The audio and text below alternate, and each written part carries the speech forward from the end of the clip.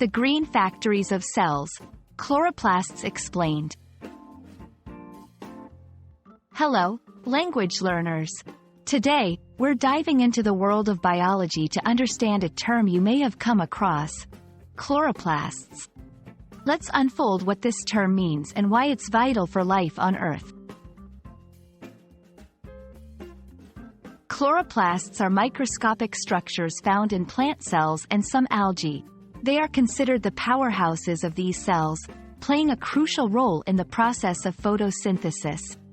This is where the magic of turning sunlight into energy happens.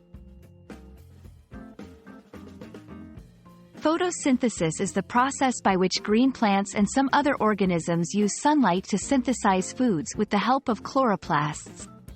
These organelles capture sunlight and use it to convert water and carbon dioxide into glucose and oxygen. In short, they are the kitchens where plants prepare their food. Each chloroplast contains green pigments called chlorophyll, which give plants their green color and are essential for absorbing sunlight. They are surrounded by two membranes and have an inner world filled with enzymes and DNA. Yes, they have their own DNA. Why are chloroplasts so important?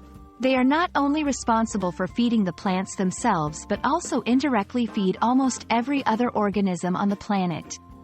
Without chloroplasts, plants couldn't produce oxygen, and life as we know it wouldn't exist.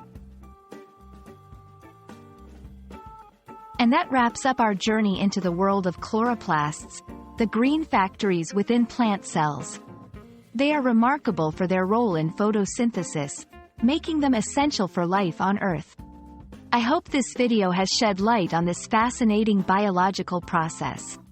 Keep learning and stay curious.